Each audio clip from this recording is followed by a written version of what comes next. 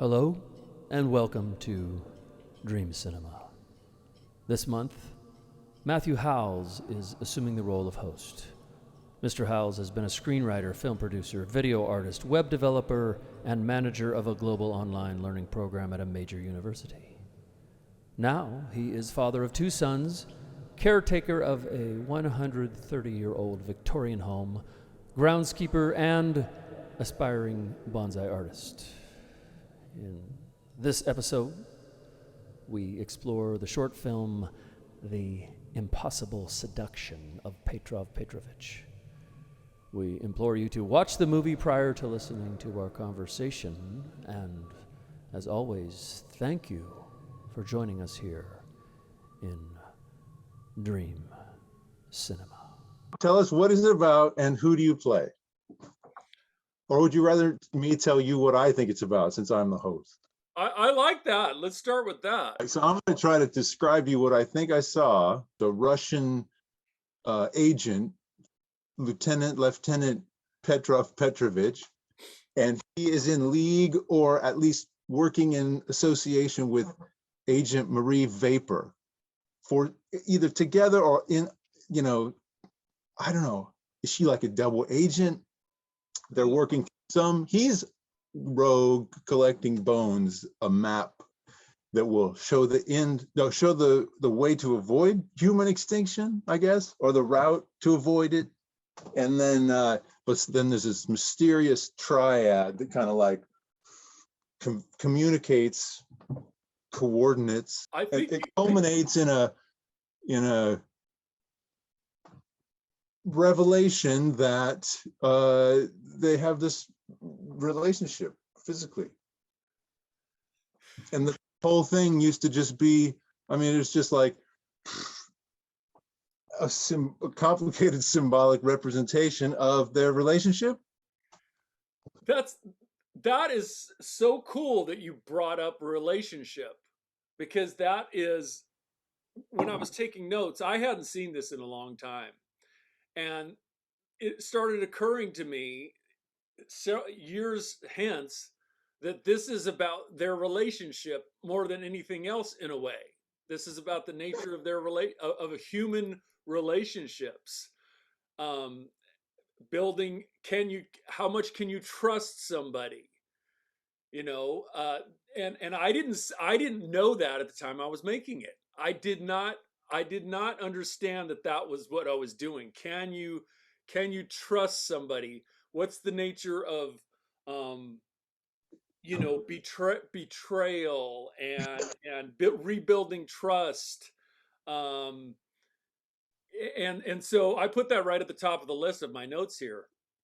And I'm actually rather pleased with your recitation of what you see as the plot and the action and what's happening, despite the fact that it is kind of not exactly linear and not exactly clear. You got most of what the story is in terms of what I was intending. For me, that one's like your most challenging work. In that it's hard to figure out what you're trying to do. And it's closest one. It's the most abstract. Is it the most abstract one? Maybe, I don't know. It's 22 minutes and almost 23 minutes, and so it is, and it's abstract, so it requires more of a commitment. When I read the Gospel of Mary Magdalene, which is one of the Gnostic Gospels that they found in the caves, like that the way that's worded puts me in this headspace that is not linear, that is really the information that you're getting is kind of like you're absorbing it, you're not thinking about it. I know that it's hard to describe what that is, but I think that's the same kind of place I'm trying to take people in this film, and in a way that, like, you just kind of keep sinking in past your processes that you want, like, what does this mean? What's it about? Yeah. Where are they going? What's happening? Um, Right. the idea is that Can you somehow trick people into that? the idea is that you eventually let go. I think the like with Borges, the author Borges, the way he does it is more kind to the reader than I was, because he will start with the clear narrative, and it's very linear. You're with the character. It's even kind of boring because of the details. And then all of a sudden, in one sentence, he'll take you into a vortex or whatever, and all of a sudden you're in a weird world where all kinds of strange things are happening. With my film, it kind of like starts right out of the gate, like, okay, there's a guy with a watch, there's this weird woman. it, Later the story starts to unfold a little later with the triad describing the plot line. uh, so it requires more buy-in, from out of the gate, and more patience. Yes, Yeah. but the weird thing is, when I watched it years ago, I was thinking, I don't really like this movie. I was thinking, I just really. And then I watched it for the first time in over at least 5 years or maybe more, and for this interview, and I'm like, I really I like like this I movie. really like this. I really like this movie. Um, That's fun. something something about it drew me in, and at one point it got a little slow for me, uh, toward the last probably 5 minutes, but then it picked back up as the two of them came back together. So I don't know if everybody will be as intrigued. I like it too. I'll tell you that the biggest challenge, and this is like, it's not relevant because it goes back to my point earlier, which was that you've improved, Mhm. is that the sound design is so jarringly, it distracted me. If you'd have just cut all of the natural occurring sound out and just had that, I think I could have gotten more into the allegorical aspects of it Mm, fast. mm, And mm. but you do that now. You figured that out in the past 9 years. So that is like not even constructive criticism. It's just an explanation of why the thing, you know, preparing for this interview, why it was slightly more difficult. Huh. Yeah. I mean, you hate to have somebody get jarred out because of that. Yeah, That's something that you always want to keep people in that bubble. Uh, in that, in the bubble is where you want to stay. I did, for some reason, I wasn't jarred by that, I got um, used but some people could be, to. So my point is, you've done a bunch of these, and in some your in some that are less less complicated, or less produced, your instinct, your improvisational instinct is has more levity than your instinct in these more, I don't know what's the word, more dramatic, elaborate dramatic, productions. dramatic, more dramatic. Dramatic. Yeah. So why is it why do you always want people to take things so seriously? Um, my mother always tells me, you can be very funny, JD. Why don't you just be more funny? Um, and Dance. the, I guess what it is that sometimes I am, and sometimes I'm not, and I just kind of go with what I'm feeling at the time. I do think I want to start adding more of those comedic, humorous elements in the future. And but for this film, it could have gone that way. It could have gone to add more humor in it. Almost the accent of his is almost humorous to me. You know, um, Yeah, It's like, And when the two doppelgangers come together and they both like look at each other, like that was almost a humorous moment. yeah, yeah. And well, if you notice at that time, they both smile and then all of a sudden laugh a little even. Like after all of this like intense drama trying to get to this place where you get the bone, then all of a sudden like it feels like they both have some in on it and it's humorous to them. Like, oh my God, this whole thing's a friggin' joke. So, I mean, that's if there is a humorous moment in that movie, that's it. Is like this is absurd. This is all of this serious stuff that's been going on is absurd, and these people that are watching us, oh my God, the way they look at them is like, oh, who the fuck are you? Yeah, and the other people are like, very seriously taken. So there's definitely a side of me that thinks that all of the seriousness and stuff is just like completely uh, meaningless, but then so is humor. So All right, all right. Yeah, that raises a point. Why do you perceive art and entertainment to be mutually exclusive? I don't think I do. Oh, Art and entertainment to be mutually exclusive?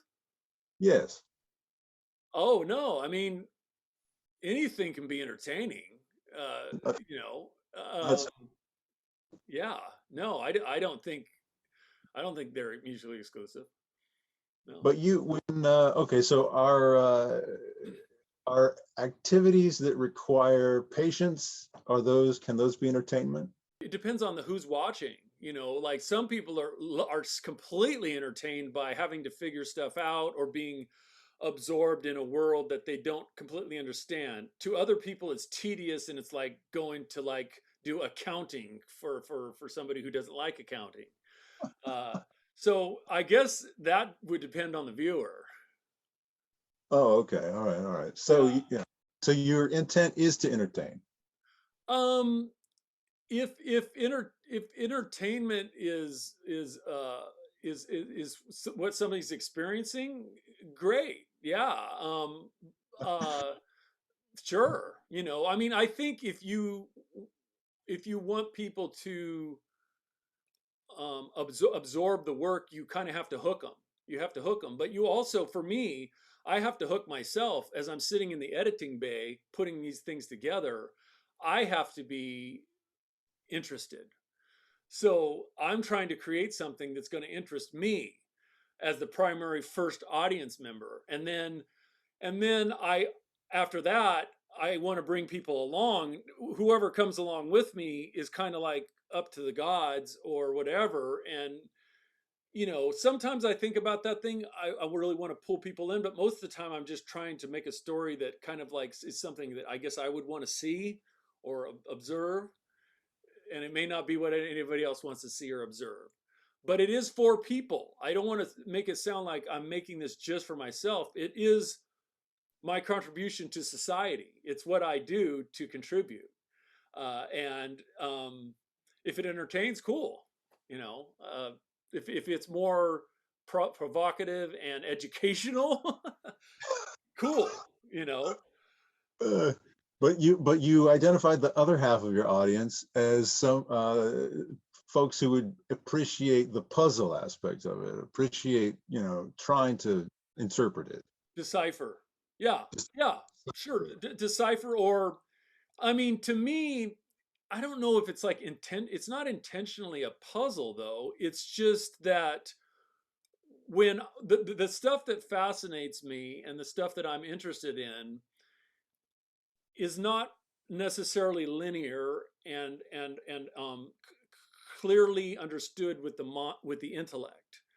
I really enjoy perceiving life through a lens that is more of a sensation, more of more of like, I don't know if it's an emotion, maybe it's a feeling, but there's also something that I think goes beyond emotions even that interests me too. It's just like a state of being. Um, and to get there, you sometimes have to use the conventional tools that artists or other people would use, and it depends how much you want to use those tools and how much you want to just dive right into that world in order to subvert it, I guess, or just offer another possibility. There's another possibility. There's another way to perceive what's going on in your mind or with people around you. That is like very encompassing kind of explanation of some of what you do, but a lot of what you do is very seems like good versus evil thematically, which it's not good versus evil like one will win as much as it's like they exist. I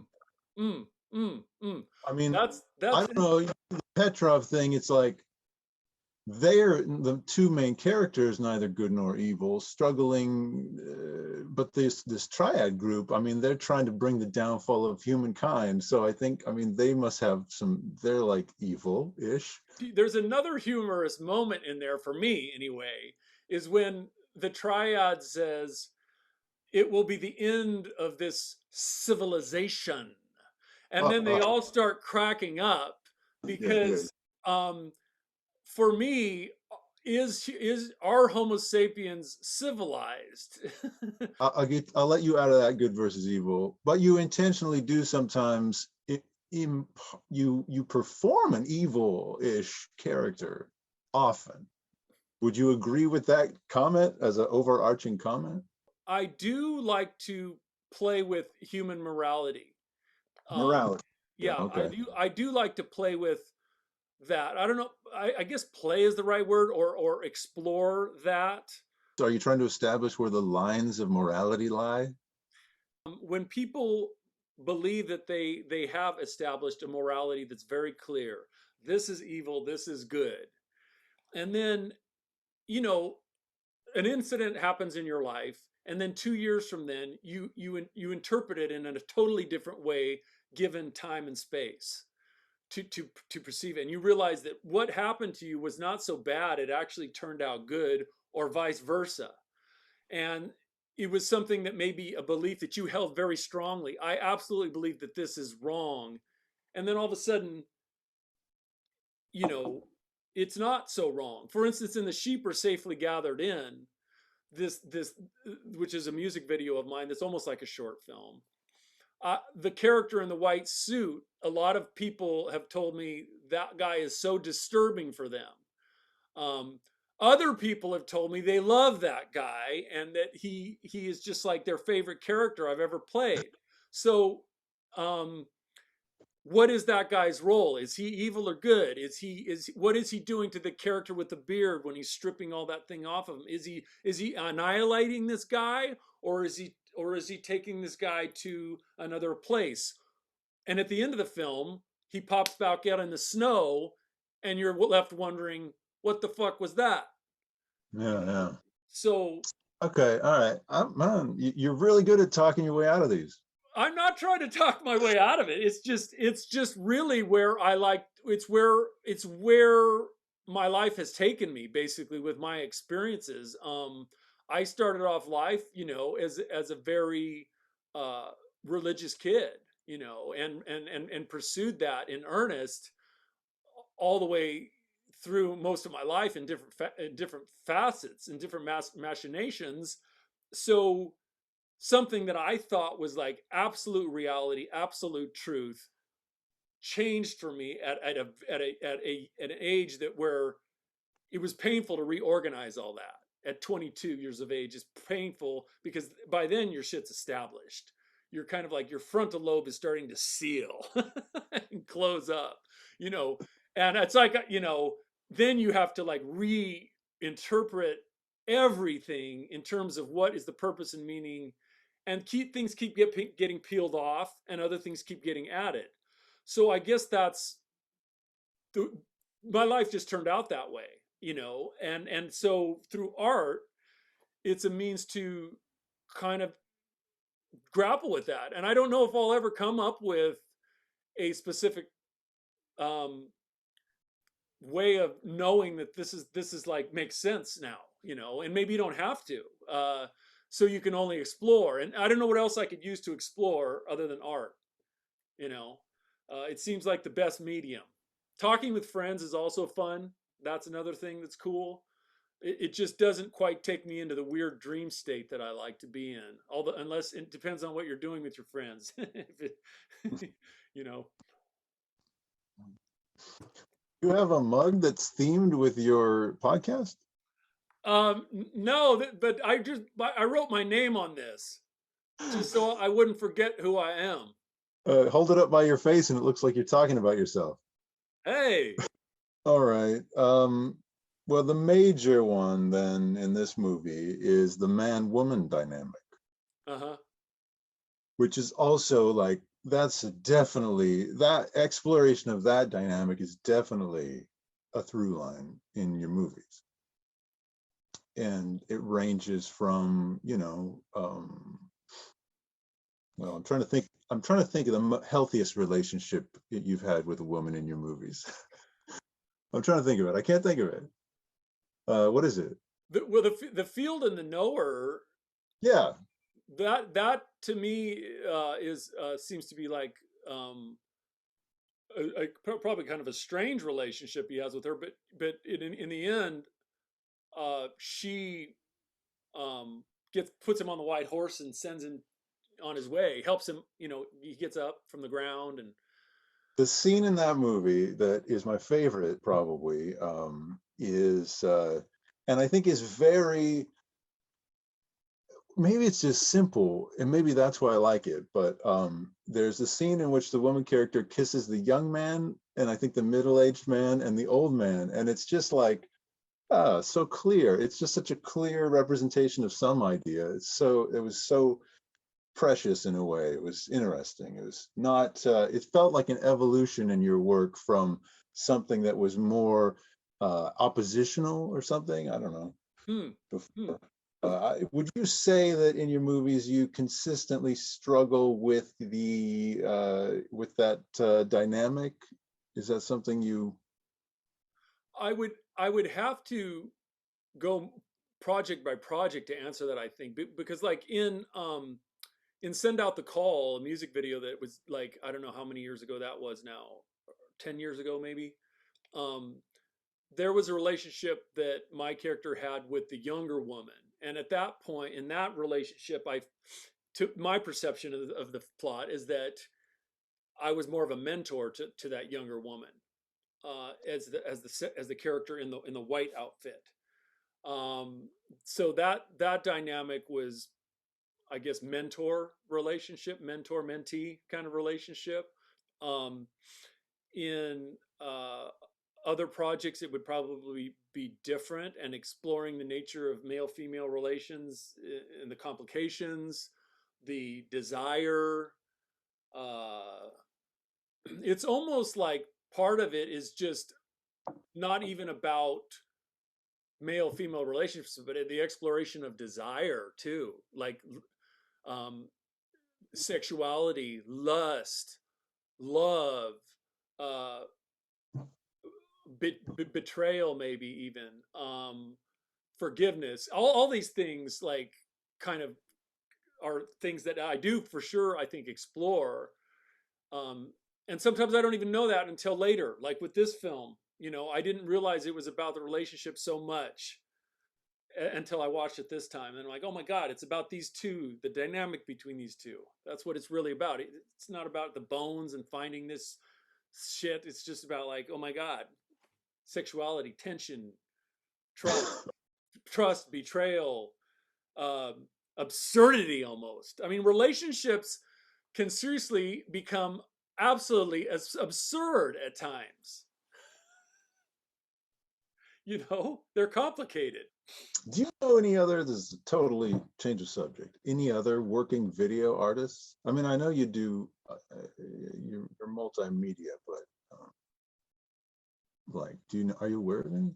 Probably thousands of people that do this, and people that you've never heard of that, like me, don't have a ton of views, but but are still doing it, Yeah. you I know. mean, we talked about before, there's just like an attention span issue, but there's also a medium issue. One of your previous guests mentioned that Marshall McLuhan quote, "The medium is the message." Uh-huh. It's like we've talked about how your stuff doesn't sit naturally in any social media format.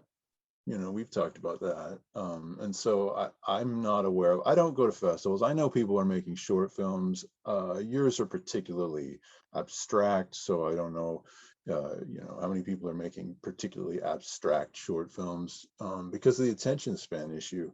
So I was just curious if you were aware of anybody and if you were participating in some kind of, you know, evolution of your stuff. Well, the with the recent um, trend toward 15-second stories on Instagram and TikTok and things like that, and even Facebook to some degree, um, film is to me shifting and changing like massively. What people are willing to view, what they're, I mean, the reason I created Five Doors is to get away from all that because I found that I wasn't enjoying art and film as much anymore. I was just oversaturated with art and kids eating Cheerios that their parents filmed, they filmed them, dogs, cats, uh, politics, and everything coming at me 1,000 miles an hour to where it just like, it's like stuffing your mouth with 10 different courses at the same time so you don't taste the flavor anymore. You just taste a gray mesh of nothingness. And I don't like that feeling. It makes me sad because I love art and I love to appreciate and experience. I like to go to a museum, sit down in front of Guernica in Madrid. It's massive, and just sit there for like a long time, absorbing what Picasso was doing with that painting, and um, when I go to Instagram, I just feel like I'm losing. I feel like I'm losing something, and it's the evolution of humanity right now. I feel like we're going to the next level of, I don't know if it's consciousness or whatever, but I don't know where my work is going to fit in that because people are less and less able to commit to a Jim Jarmusch type, a film by Jim Jarmusch that just wanders around. That audience is shrinking. He started making more traditional narrative films. Seems like, I mean, I films are narrative, in but a in a way, but then the like Tilda Swinton vampire movie was super entertaining. But uh, a lot of his movies are entertaining, for actually. you and maybe for me, but for some people, I think that would just be like a drag. It moves. It That's, yeah. moves. It moves along. It kind of moves along. There's these longer shots. It's not snappy dialogue. I don't know, but I loved it. Before you go on to any more questions, you have like you were in Hollywood, you were creating, you were working for a producer, you were reading scripts, you made your own feature film like how many years ago now? 20? Yeah. Hmm. There's a woodpecker pecking out here up beside behind me, which is bizarre. I heard it. Yeah, I heard it. Um, but and then you started making some short films. You were heavy into the filmmaking process and pursuing that career. Uh, do you have aspirations to continue that at some point? No, no, Really, no, no. I just don't. It doesn't interest me at all. really. I left LA because the first screenplay that I optioned, the guy who wrote it seemed like he was going to kill me, or at least his friend might kill me. Uh, it seemed like I was going down an avenue that was I was not equipped to deal with. So I had to leave because I realized that that was all it was. That's not true. I mean, the people I was being exposed to, they all we're one step away from just anarchy. Like they would kill. I don't know. I'm overstating it. I did think the guy I optioned his screenplay, can't say his name. He came to LA to meet for meetings the first time, and he brought a guy with him named Jimmy. And Jimmy had broken parole in New York to come. He was so excited. He was like, I'm just going to break parole to come with this guy to Hollywood. It's going to be a good time. And the first time we were out to dinner at El Coyote, one thing that happened was I gestured with my butter knife, and Jimmy was like, I'm going to give you this one because that's just a butter knife. But if you point a knife at me, you know, in any other context, no guarantees. And then later, he said, if I ever had any trouble with anybody, just give Jimmy a call. I'll be on the next flight out. I'll bring my shovel. And he wasn't joking. He was mobbed up. I mean, he was like Wow. those guys. Yeah. And I was like, oh shit. Those incidents happen, and they're like, sometimes they're like the straw that breaks the camel's back. That seems like more than a straw. A little bit. It just got a little bit scary, that part. Right. So I was like, that's not going to work long term. The guys who I worked for, I went back and I was like, this is seriously upsetting. And they're like, oh, that's too bad you got one of those on your first one. As if they knew you were going to get weirdos. For sure, you were going to if you were going to try to make movies the way that these guys were trying to make movies, which was a practical way to do it, that was going to happen. The reason I asked you those questions was to see if art was still in any way fascinating to you, even if there's no audience involved at all, or there is. I'm going to do bonsai.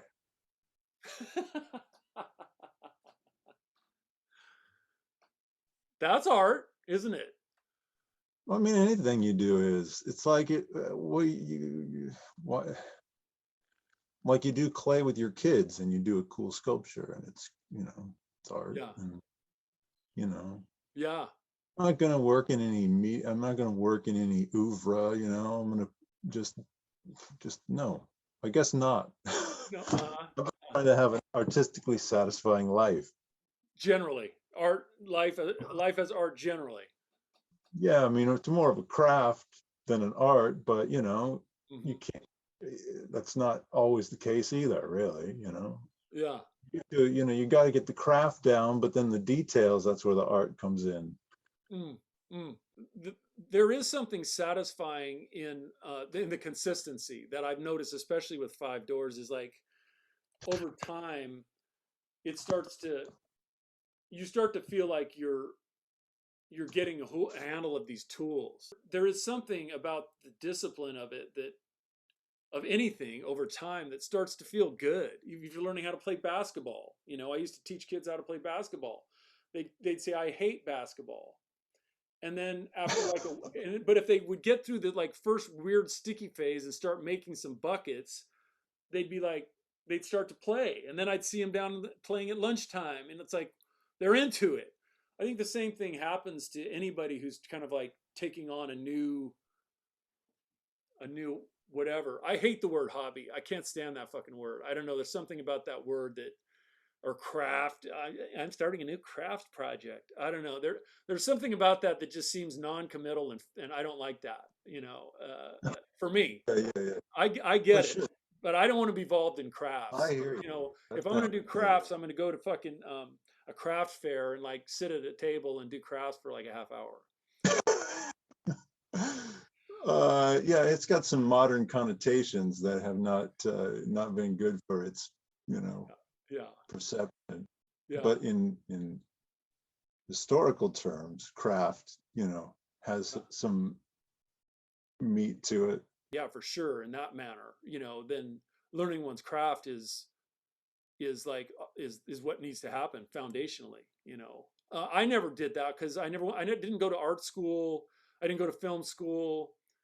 And so it's been like a much slower process of learning the fundamentals. It could have been sped up a lot, maybe. I don't know. It'd be hard to learn. You know, you'd have to do some things you didn't want to do in the process, I think, of that school environment that, you know, may have been a waste of time in the School, process of learning yeah, things. and school can sometimes bend your mind in a way that makes you want to like either please the professor or fit in with your art buddies, friends, or whatever. I took an art class 10 years ago, probably. It was at a public university and it was in mechatronics, you know, so like using technology, using electronics to do art. And a lot of people were doing some moderately cool things in there. But one thing that they were obsessed with was writing your own manifesto or whatever about each piece that you did. It was Yeah, supposed to talk about what your piece was doing, yeah, you know, yeah, and what it meant to do. And that struck me as like, what? Why would I do the work of what everybody else is supposed to do? Um, you seem to definitely be that way, which was why when this thing started, I was surprised that you were willing to kind of like talk about your intent so much, was because you mhm, often resist that. yeah, yeah. I mean, I still resist it in a way, but um, I felt compelled to kind of like do this, and I'm not even sure why yet. I don't even know if it's the right choice. Um, I just felt I just felt like um, let's talk about it and let's just see where it goes, you know. And but what you were talking about with like the, the the theoretical parts of it, like I mean, you go to art school and there it's so theoretical, and you know there's theory. Susan Sontag, if I'm pronouncing, is it Sontag, the theorist. I mean her theory, I think she's a theorist, is like interesting. It's what Susan Sontag. I think that's it. Yeah. I read her stuff, and to me, it's a real turn on somehow. It's so exciting. It's interesting. And that kind of theory I can really get into. It's almost like a narrative about her life, and it's also somehow theory. But when you sit in an art class and everybody's sitting around dropping names about Duchamp and their abstract, interpretations of his work and what it's trying to, it's like fuck off. Like it just seems like total masturbatory type of thing, and that part of the art world to me doesn't get me really where I want to go personally. Um, but part of it does when people go a certain place, like when I hear Ed Moses the painter, when I hear him talk theoretically, for some reason it works. Maybe it feels more honest from him or something. I don't know. Maybe it's just my own perceptions. I mean, one thing I keep trying to go back to is that there seems to be a dichotomy between your film work and your personality, which obviously, you know, that is true of every film, probably, unless, you know, straight up documentary, but even then.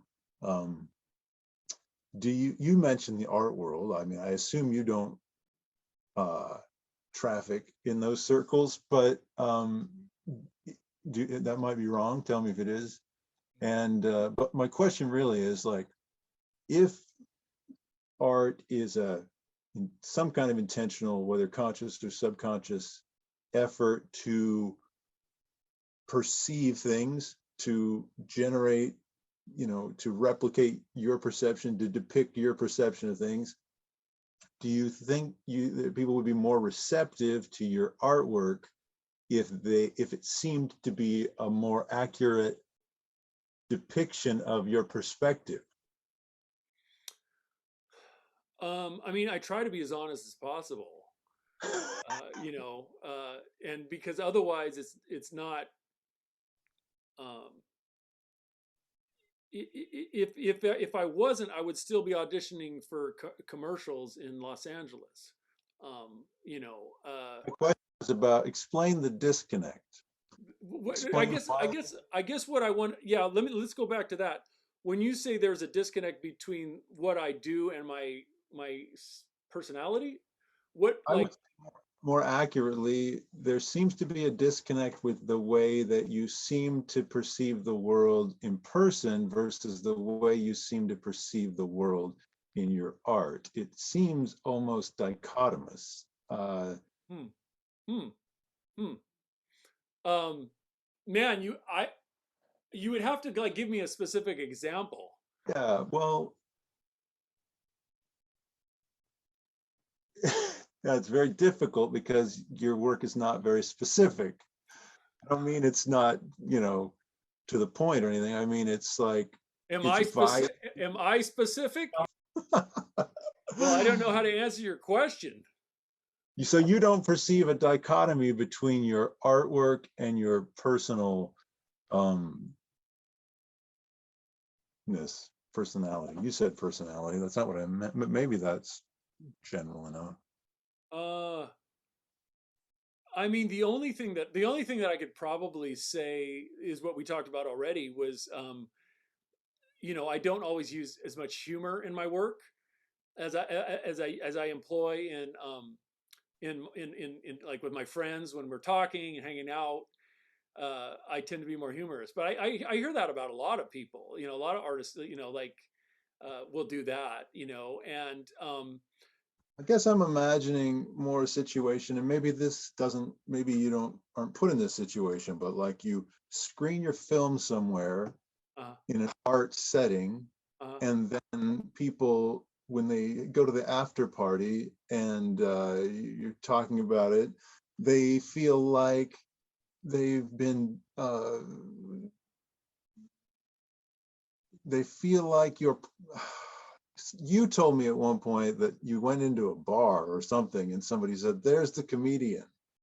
Oh, or you were doing like a sound check and it was like, "Oh, there's the comedian." uh-huh, uh-huh. Is that true? What was the context of that? Well, there was a guy that listened to my first album, and he's an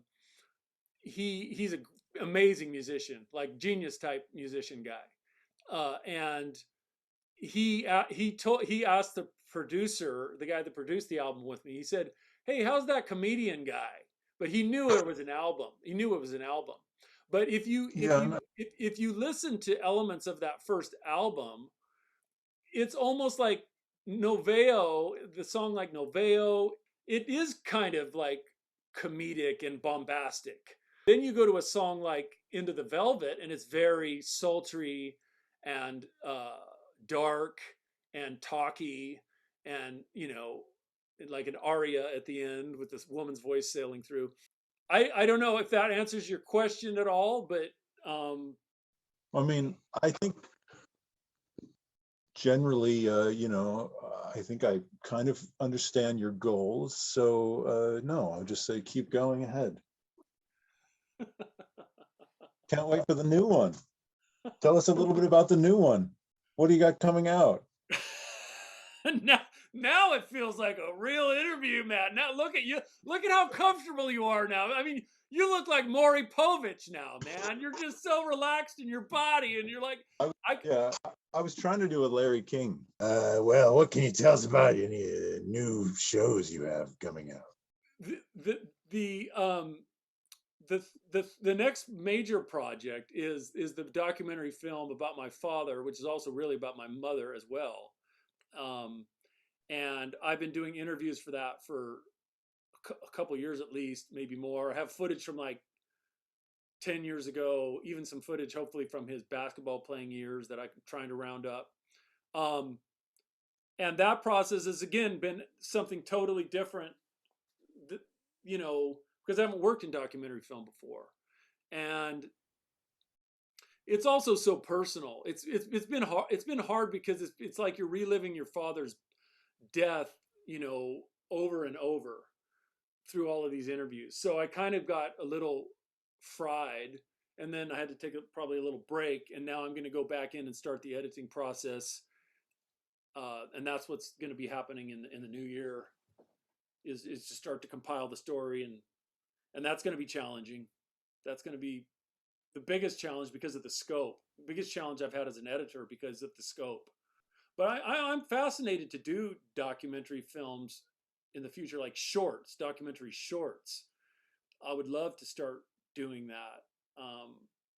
And to tell stories about people that are unknown, like people that are fascinating but unknown, because they bring a different, when you don't have an audience, and you don't have a people looking at your work as much, I think it's a different dynamic, maybe. And maybe it won't even be just about artists, it would be about all kinds of different people.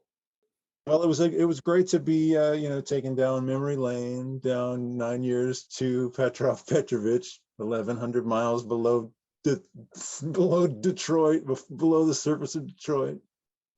That was fun. Puzzling made for a puzzling week. Always like to see your stuff. Got new music coming out or what? Every month for 5 Doors, there have been new songs in the music category. Yeah, a lot of these new songs are the ones you recorded for the album, though. No, those are just the videos. The songs that are being released, most of them are either new songs or songs I've written before. This month, like I said, it's taken from a song I made for the end of Midsummer Night's Dream, which I'm composing for. But then I just lifted it and put a few lyrics to it, kept it kind of ambient, and that's the song for November. Nice. Yeah. Well, I hope you keep it up. Thank you, and thank you for through the years, all the feedback and the just for watching it, all of these things. I mean, way back to even Sweet Pea. I mean, that's my first short film. You saw that, and as rough as that one is, there's something to it that I like about that too. It pleases me when I look back on projects and I'm like, oh God, it doesn't pain me to see that. Some things they pain me to see, and some things they don't. Yeah. And so anyway, thanks for being part of the journey. Always a pleasure.